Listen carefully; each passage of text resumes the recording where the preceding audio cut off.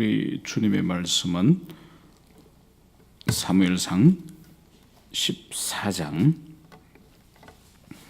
36절 한 구절만 같이 찾아서 읽도록 하겠습니다. 14장 36절 14장 36절 한 구절만 같이 읽도록 하겠습니다. 시작.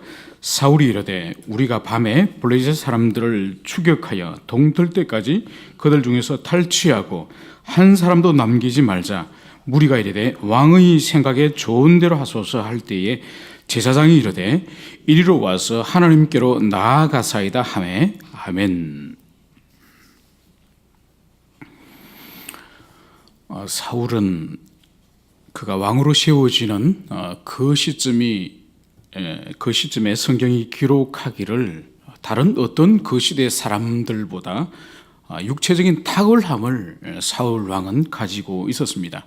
그래서 성경이 기록하기로는 사울의 외모가 다른 사람의 그 어깨, 그러니까 자기 어깨에 다른 사람들의 머리가 닿을 정도니까, 그러니까 다른 사람보다가 이 어깨 위 하나 더 있는 그런 출중한 체격과 체력을 가진 사람이라는 것입니다. 탁월함은 매우 유익할 수도 있지만은 탁월함이 또 약점이 될 수도 있습니다. 왜냐하면은 탁월성을 가지고 있는 사람들은 이 대중과의 공감의 능력이 약할 수가 있습니다. 공감의 능력이 약하기 때문에 자기 중심성을 가질 수가 있기 때문에 이 탁월함은 장점만 가지고 있는 것이 아닌 것입니다. 이 사울 왕은 아마 지난 시간에 우리가 다뤘던 것처럼 믹마스에서부터 아얄론까지 약 30km 이르는 그 거리를 입에 아무 음식도 되지 않고 그 자신은 추격하면서 달릴 수가 있었을 것입니다. 그러나 보통 사람들, 일반 사람들은 그 30km라는 그 엄청난 거리를 종일 입에 음식 하나 되지 않고 적들을 추격한다는 것은 그것은 아마 불가능했을 것입니다. 오늘 이 사울은 또다시 백성들에게 제안을 하는 것을 볼 수가 있습니다. 잠시 전까지만 하더라도 종일 기진하여 먹지 못했던 그 백성들이 저녁이 되자 이제 짐승들을 피채로 먹는 그런 죄를 범하였는데, 이제 잠시 잠깐 후에 이 사울이 또다시 백성들을 설득하고 제안을 하는 것을 볼 수가 있습니다. 그것이 바로 뭔가요? 36절은 우리가 밤에 블레셋 사람을 추격하여 동틀 때까지 그들 중에서 탈취하고 한 사람도 남기지 말자. 이 사울이 백성들이 또다시 어떤 제안을 하는 것이 있는데, 이것이 바로 뭔가니까 밤에서부터 동틀 때까지, 그리고 밤새도록 적을 추격하면서 야간에 또다시 전쟁을 하자는 이 제안을 하는 것을 볼 수가 있습니다. 여기서 또다시 이 사울 왕의 무모함을 다시 볼 수가 있는 거죠.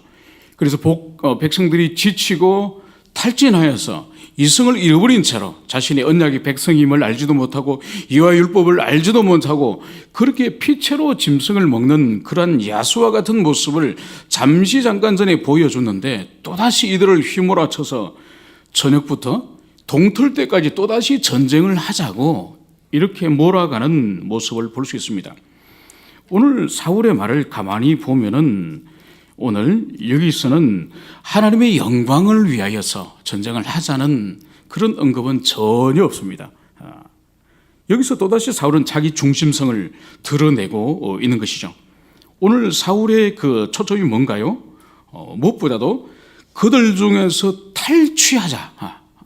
탈취하자는 것을 먼저 말합니다. 그리고 그 후에 한 사람도 남기지 말자. 그러니까 그의 내면 속에는 이 전쟁의 동기와 목적이 어디에 있는지를 정확하게 보여주는 거죠. 그러니까 그 할례받지 못했던 그 이방인들을 하나님의 말씀을 따라서 그들을 진멸하고 여호와의 영광을 드러내자는 것이 아니라 그 적들의 소유물에 대하여서 집착하고 있는 그것을 여기서 먼저 보여주고 있음을 우리가 알 수가 있습니다. 오늘 이 본문을 통해서 우리가 또다시 일관되게 사울의 인격을 보여주고 있는 것이 뭔가 하니까, 결코 사울은 믿음의 사람, 하나님의 사람이 아니라는 것을 분명하게 보여주고 있습니다.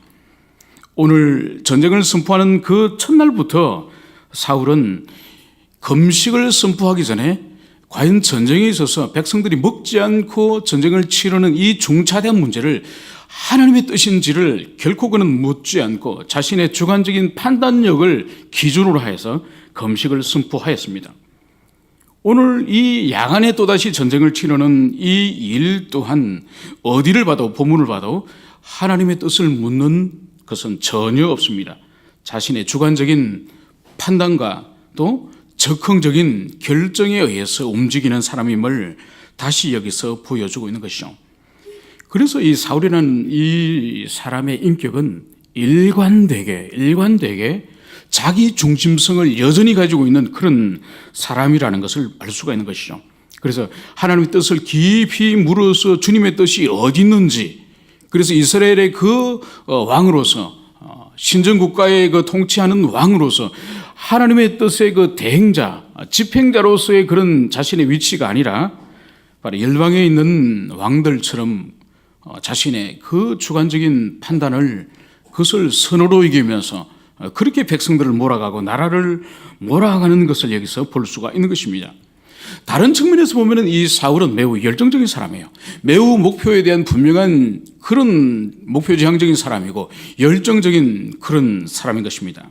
그러나 우리가 조심해야 되는 것은 반짝이는 모든 것이 귀한 보물이 아닌 것처럼 모든 열정이 선한 것은 아닙니다.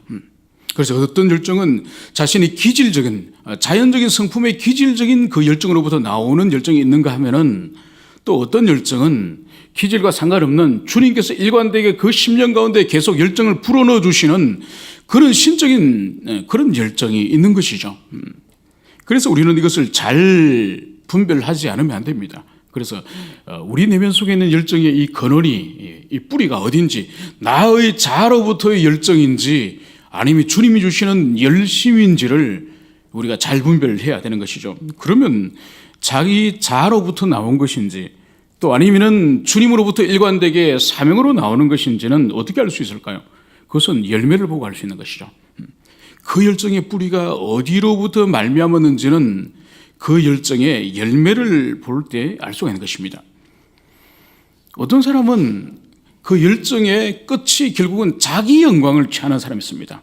공동체를 휘몰아가거나 안 그러면 자기 스스로 열심히 일을 하여서 그 열매를 결국은 자기가 취하려고 하는 그런 사람들이 있습니다. 이건 절대로 선한 열정이 아닌 것이죠. 또 어떤 사람들은 공동체적으로 그 일을 사역을 함께 감당함에 있어서 함께하는 동력자들을 어떻게 대하는지를 보면 알 수 있습니다. 수단으로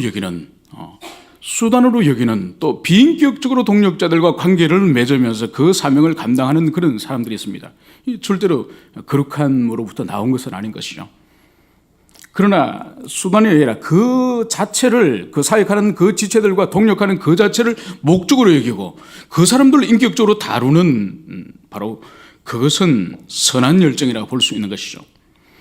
그리고 무엇보다도 인간적인 열정은 반드시 공동체의 지체 간의 연합을 해체를 시킵니다. 그것을 깨뜨립니다. 그러나 하나님으로부터 나온 열정은 그 열정으로 말미암아서 어떤 사명을 감당할 때에 공동체 연합과 화합이 촉진되는 그것을 볼 수가 있습니다. 그래서 어떤 그 사람들은 잘못된 열정을 가진 그런 사람들은 차라리 그 사람에게 열정이 없으면, 열정이 좀 약하면은 훨씬 그 사람이 주님께 쓰임을 받거나 공동체에 선을 끼치는 그런 사람을 볼 수가 있습니다.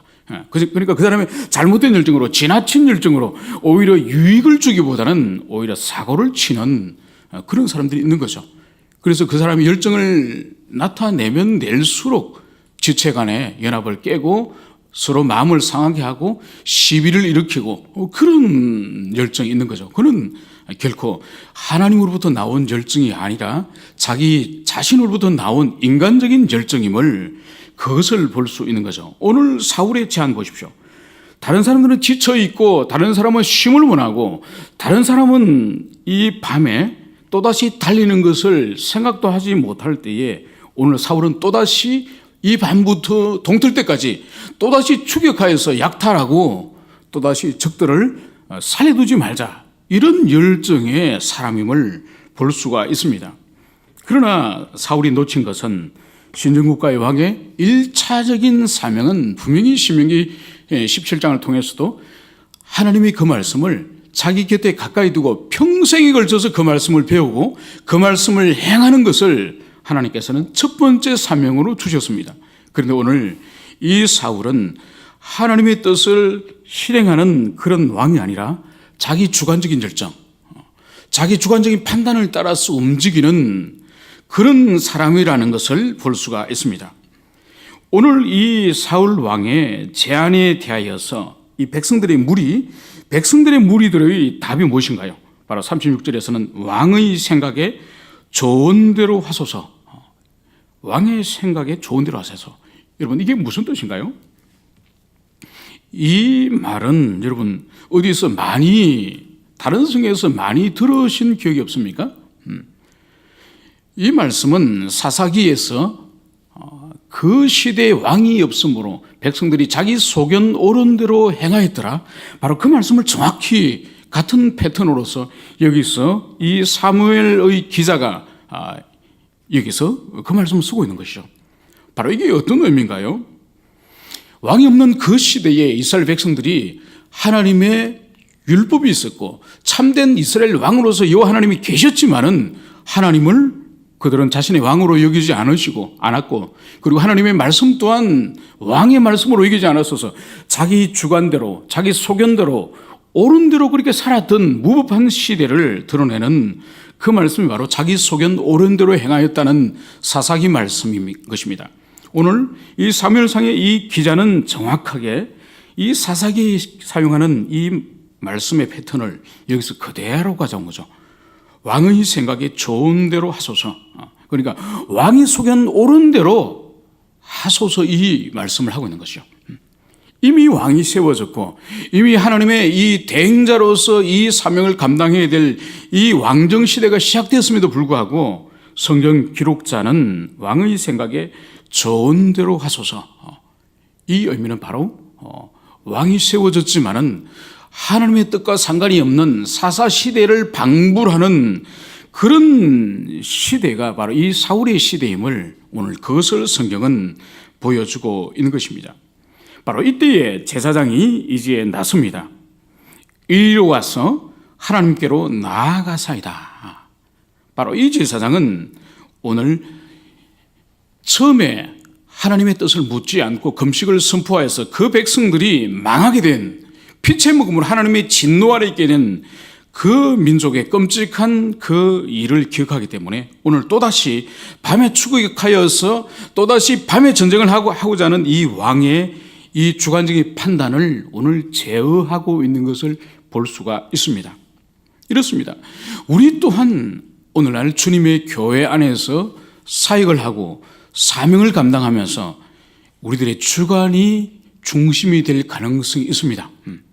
언제든지 우리의 과거에 사역했던 경험들, 목양했던 경험들, 그리고 우리 자신이 여러 지체들과의 관계 속에서 많은 그런 깨달음들, 이런 것들이 하나님의 말씀과 상관없이 그때마다 그런 경험과 지식들이 우리 사역들을 이끌어갈 수가 있는 것입니다.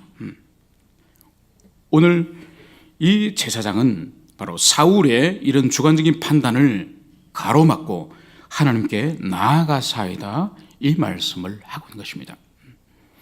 오늘 한날 한날의 우리의 인생과 우리의 삶의 모든 여정들은 순간마다 선택을 하도록 순간마다 어떤 방향성을 결정하도록 우리 인생은 그렇게 되어 있습니다. 그때마다 사울의 이 모습처럼 주관적인 판단이나 적극적인 그런 판단으로 우리 인생을 살아갈 것인지 아니면 하나님께 나아가서 하나님의 뜻이 어디 있는지를 우리가 주님께 묻고 주님의 인도하심을 따라서 우리가 나가야 할지 오늘 한날도 우리 자신을 돌아보는 그런 날이 되었으면 좋을 것 같습니다. 함께 기도합시다. 하나님, 매우 탁월함을 가진 사울 왕이었지만은 그러나 자기 중심성을 벗어버리지 못함으로 지치고 피곤하여 있는 백성들을 또다시 휘몰아쳐서 그 밤에 아침까지 이르는 또 전쟁을 치고자 합니다.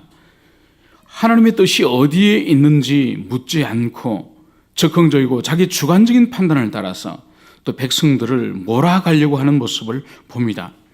하나님, 우리 인생 또한 우리 인생의 여러 날 동안 또 긴 세월 동안 신앙의 경험과 또한 지식에 근거하여서 현재 하나님의 뜻과 상관없는 우리 인생의 방향성을, 공동체의 방향성을 휘몰아 가려고 하는 그런 주관적인 어두움이 우리들 가운데 있지 않습니까?